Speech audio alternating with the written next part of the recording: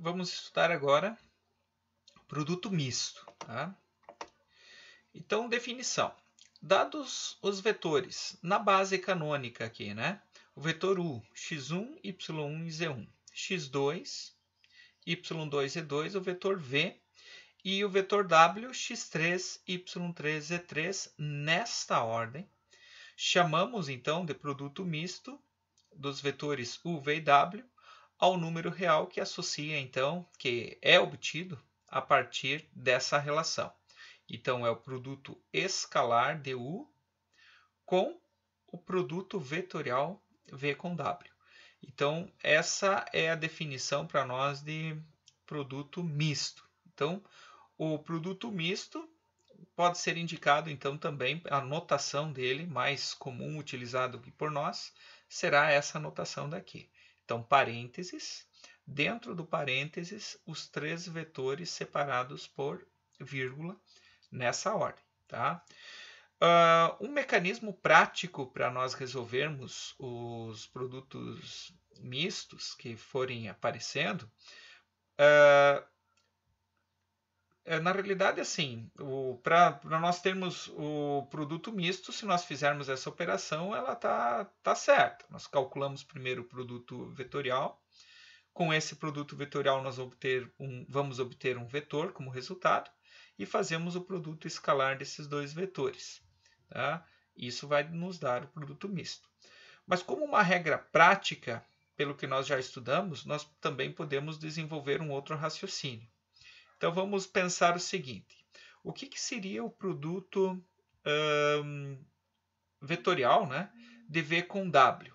A gente sabe que nós podemos trabalhar, então, com esse produto, escrevendo, então, os vetores da base canônica aqui na primeira linha de uma matriz, na segunda linha, os componentes do vetor V, no caso, e no último, o vetor W, nessa ordem.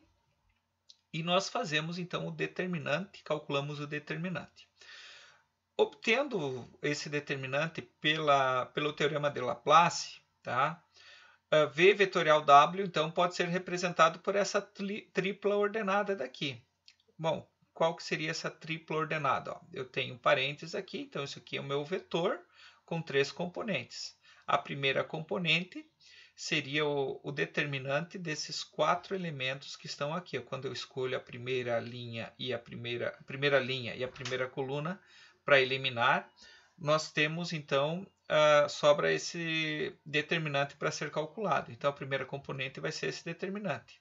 A segunda componente vai ser o oposto, então, desse determinante que vai dar como resultado, então, sobrando x2, x3, z2, z3, quando nós eliminamos a segunda coluna e a primeira linha. E a terceira componente do vetor aqui, quando nós eliminamos a última coluna e a primeira linha, sobra então esse determinante aqui, que nós vamos obter então a cota aqui, né, que vai representar o nosso vetor nessa tripla ordenada. Bom, se isso daqui é o nosso produto vetorial, nós precisamos pegar esse produto vetorial e ainda multiplicarmos através do produto escalar pelo vetor U. Então, o que nós podemos fazer, então? Esse U vai multiplicar o produto vetorial. Então, olha aqui, ó, o U é x1, y1, z1, e vai multiplicar, então, o produto vetorial que está aqui. Então, o que vai acontecer nessa operação? Primeiro com o primeiro, segundo com o segundo, terceiro com o terceiro, pela regra de produto escalar ou produto interno. Quando fazemos isso, nós ficamos com a escrita, com a notação exatamente dessa forma. Se vocês lembrarem, aqui atrás, quando nós aprendemos o produto vetorial, esse aqui é o produto vetorial, vocês lembram que esse I, esse J e esse K, eles ficam na frente do determinante. Ó. E aqui, se vocês observarem, ó, eu tenho x1, y1 e z1 no lugar do I, do J, do K, comparado com o que nós já havíamos visto. Então, isso daqui acaba se tornando o determinante de uma matriz 3x3, onde a primeira linha são os componentes do vetor U, A segunda linha são os componentes do vetor v e a terceira linha as componentes do vetor w. Então, esse determinante daqui, simplesmente calculando esse determinante, ele vai nos dar, então, como resultado, o nosso produto misto. Tá? Então, esse é um método prático para a gente estar utilizando aí, né, no processo de operações com vetores. E aí tem algumas propriedades que são importantes a gente conhecer. Então, a propriedade 1. O produto misto de U, V e W ele vai ser igual a zero dentro de três possibilidades. Quais são essas três possibilidades? Se um dos vetores é nulo. Tá? Aqui, só lembrando que como nós estamos trabalhando com esse produto misto pensando como um determinante, qualquer determinante que tiver uma linha ou uma coluna igual a todos os elementos iguais a zero, esse determinante sempre será zero. Então, isso facilmente é verificado a partir dessa ideia. Outra coisa que nós aprendemos em determinantes, que nós já vimos também no produto vetorial, né? Que se dois desses vetores são colineares, ou seja, um vetor é múltiplo do outro, em qualquer que seja a situação, se um vetor é múltiplo do outro, quando nós calcularmos o determinante aqui, esse determinante também vai ser zero em virtude das propriedades de determinante. Então, é uma outra condição. Outra possibilidade é os três vetores, U, V e W, serem coplanares. Tá? E aqui também a ideia de ser coplanar ela é interessante. Se eles são coplanares, quando eu calculo esse produto vetorial daqui, a gente sabe que o produto vetorial ele vai dar sempre um vetor perpendicular, um vetor ortogonal, vamos pensar assim, né? Um vetor ortogonal aos vetores V e W. Mas, se os três vetores U, V e W são coplanares, quando eu criar esse vetor aqui, esse vetor do produto vetorial, ele também vai ser ortogonal ao vetor V, ao vetor U. Sendo ortogonal ao vetor U, nós aprendemos no produto escalar que o produto escalar de dois vetores, quando esses dois vetores são ortogonais, ele sempre será igual a zero. Então, essa é a ideia que está por detrás dessa propriedade. Tá? Tudo isso é facilmente verificado a partir dessas definições que eu citei para vocês. Outra propriedade, propriedade 2, o produto misto independe da ordem circular dos vetores. Então, aqui tem uma igualdade que é interessante a gente perceber que não é qualquer igualdade. Ó. U, V e W, se nós pensarmos nessa ordem, ó, U, V e W, ele vai ser igual a VWU.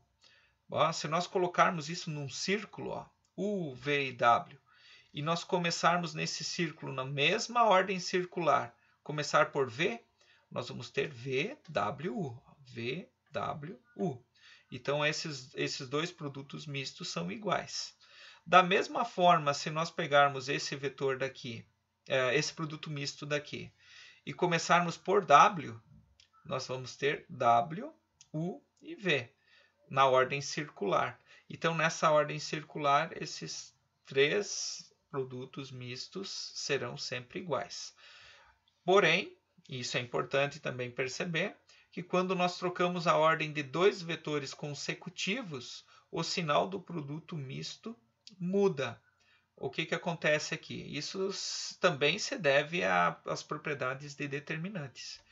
Porque lá nas regras de determinantes nós aprendemos que alterando, fazendo uma permutação de duas linhas, o sinal do determinante fica invertido. Nós vamos ter um resultado oposto ao resultado inicial. Então, aqui é a mesma lógica, porque nós trocar U e V aqui na ordem é trocar no determinante a ordem da primeira com a segunda linha. Isso vai fazer com que o nosso determinante fique com o sinal invertido, o sinal oposto.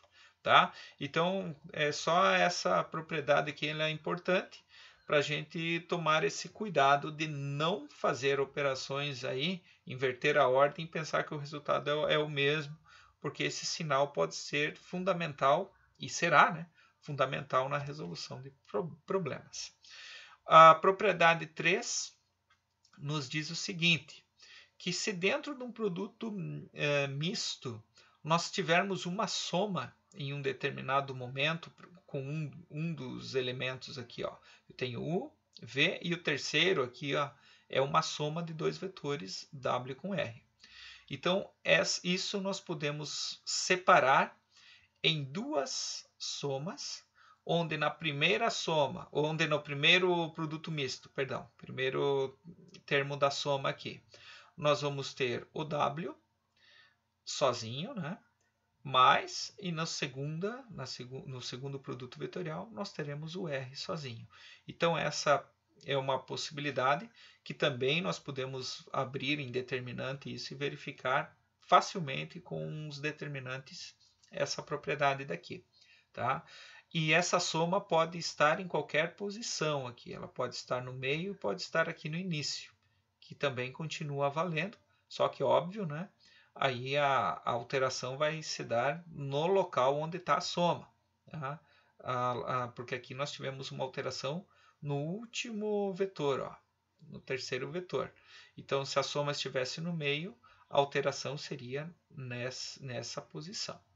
A propriedade 4 também ela é muito parecida com as propriedades que nós já estudamos de produto vetorial.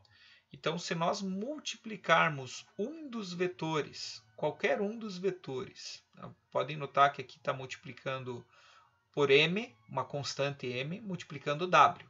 Aqui o m está multiplicando o v. Aqui o m está multiplicando o vetor u. E aqui o m está multiplicando todo o produto misto. Então, essa relação daqui ela diz o seguinte, que se em um dado momento nós multiplicarmos um dos vetores por uma determinada constante, isso é o mesmo que pegar essa constante e multiplicar qualquer um dos outros, desde que eu não multiplique aquela anterior. Ó. Então, isso só vai ser igual, essa primeira aqui, igualdade. Ó. Esse primeiro produto misto só vai ser igual a esse segundo se no lugar de eu multiplicar o W por M, eu multiplicar exclusivamente o V. Tá? Então, note que o M sumiu do W. A mesma coisa se eu multiplicar exclusivamente o U e não multiplicar os outros. Então, esse produto misto continua sendo igual. Isso me garante que eu posso pôr em evidência também esse M. E também a propriedade inversa ela é válida. Se eu multiplico uma constante por um produto misto, essa constante pode multiplicar apenas um dos vetores que está ali dentro para eu poder fazer a operação do produto misto de maneira correta. Então, notem que aqui não existe distributividade. O M vai multiplicar todos os vetores que estão aqui dentro do parênteses. Isso não acontece aqui. Tá? Então, é muito importante que se tome esse cuidado. Tá? Então, essa propriedade também é verificada a partir de determinantes. Para exercitar um pouquinho, eu coloquei alguns exemplos e já resolvi no papel aqui para ficar mais prático. Tá?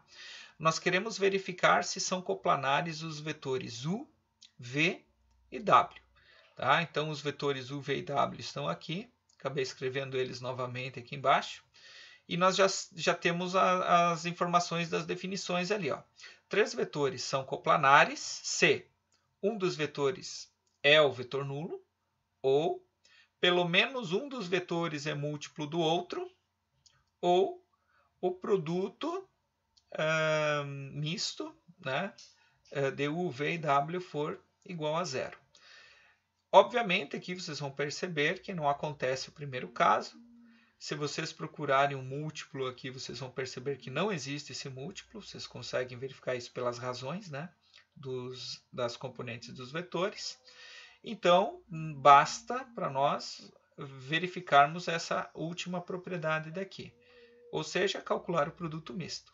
Calcular o produto misto, então, é colocar na primeira linha as componentes do vetor U, na segunda linha as componentes do vetor V, e na terceira linha as componentes do vetor W, considerando isso um determinante, e fazer o cálculo do determinante.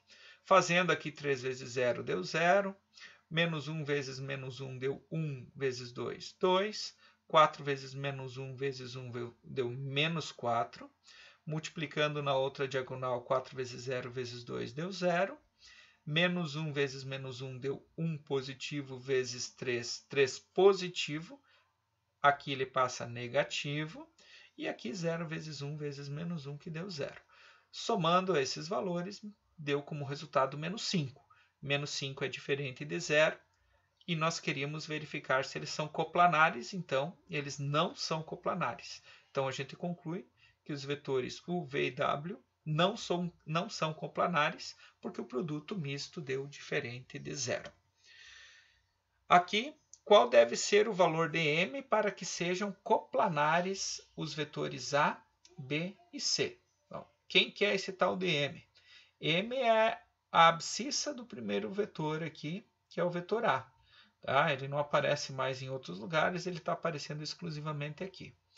Então, a ideia também continua sendo a mesma. Nós sabemos que o produto misto dos três vetores vai ser igual a 0 quando esses três vetores forem coplanares.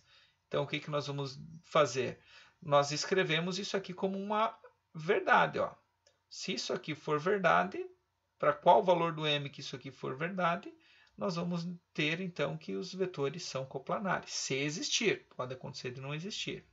Então, aqui, escrevemos a igualdade, então, que esse determinante vai ser igual a 0 e montamos, então, uma equação.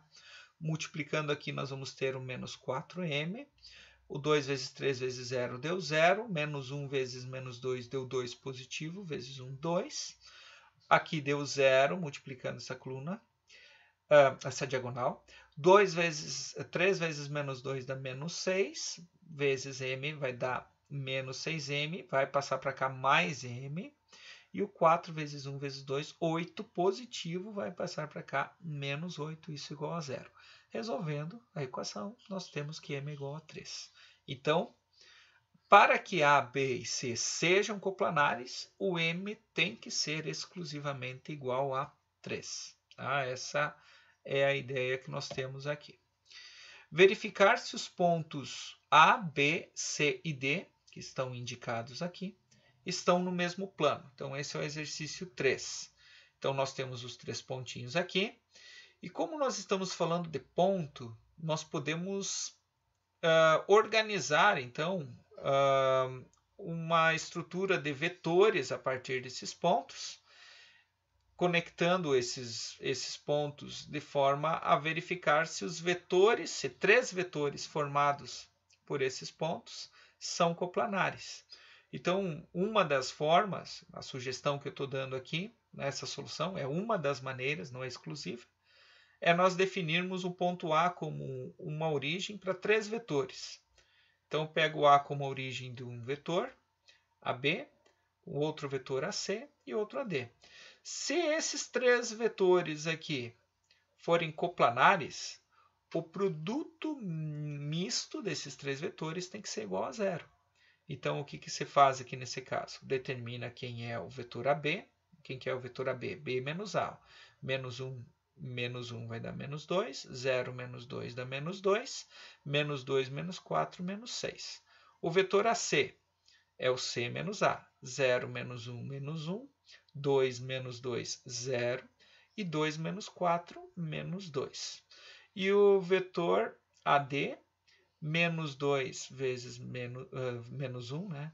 Menos 2 menos 1, menos 3. 1 menos 2 menos 1 e menos 3 menos 4 menos 7. O que eu faço com esses 3 vetores?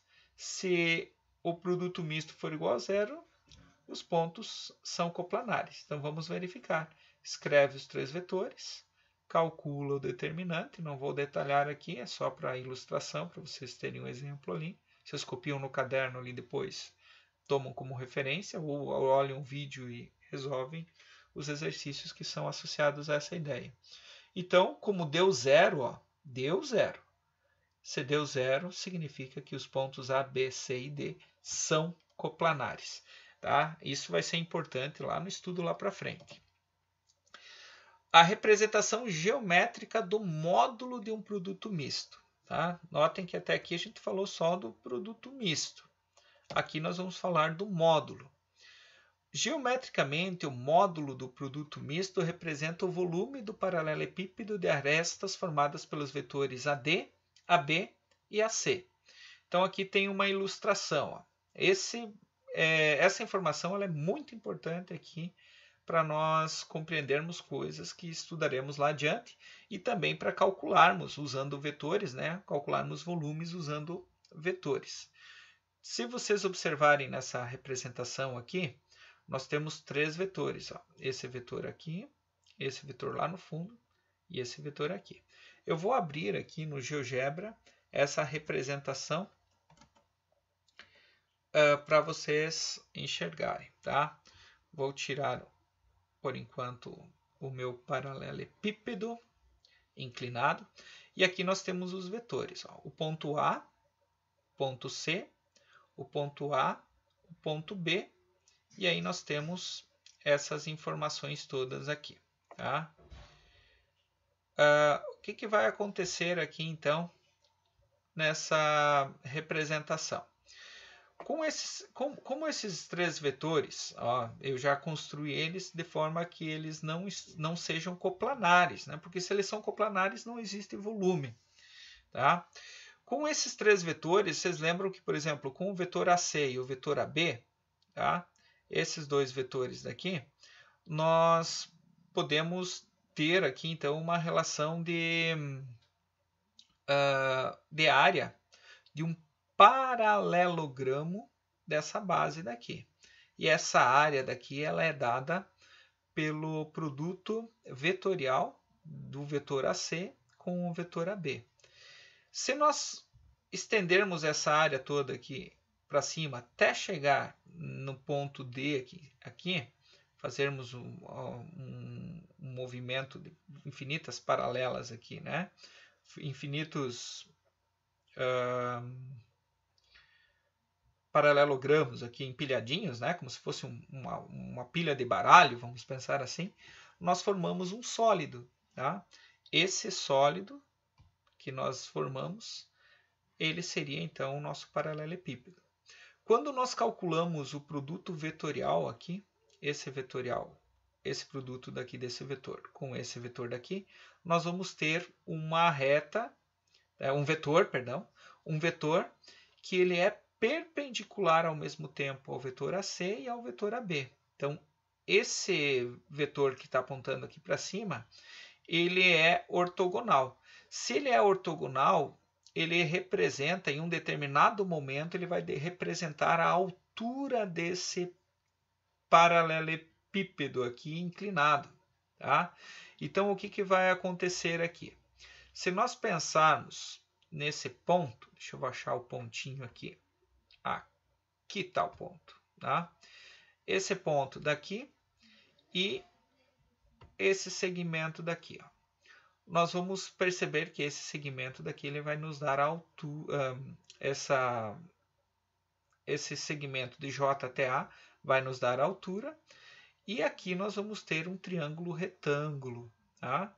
Esse triângulo retângulo, então, tem um Hzinho, que representa essa altura, e esse H daqui, eu tenho uma associação dele com esse vetor, que é o vetor que é o produto vetorial desses dois aqui debaixo. Então, eu posso escrever essa altura como sendo o cosseno desse ângulo daqui multiplicado pela hipotenusa do triângulo, que é esse vetor AD. E é a partir dessa relação daqui de base vezes altura, que é a forma que nós calculamos o volume de um paralelepípedo, que nós vamos determinar, então, a relação da fórmula que nós temos para o volume usando vetores. Tá? Então, essa relação daqui é que nos vai dar o vetor, o produto misto, perdão, né? Como sendo o volume desse paralelepípedo. Tá? Então, a ideia está aqui. Eu coloquei uma construção geométrica que, independente do movimento que eu fizer aqui, ó, nós vamos ter sempre essa mesma relação. Ó. Não importa qual seja o objeto que nós estamos considerando. Ó. Se nós ficamos em termos de paralelepípedo, tá? Ele pode ser inclinado de qualquer forma. A única condição é que os vetores, os 3 vetores que são dados aí, eles não sejam coplanares. Porque se eles forem coplanares, não vai existir, tá? Não vai existir um volume. E nós vamos ter, então, não vamos ter nenhum paralelepípedo aqui. Tá? Então, essa relação aqui ela só vai existir quando os vetores não são coplanares. Então, quando os 3 vetores não são coplanares, o produto misto calculado através do módulo dele, né, vai nos dar o volume do paralelepípedo. Tá? Essa é a ideia que eu gostaria de deixar aqui para vocês.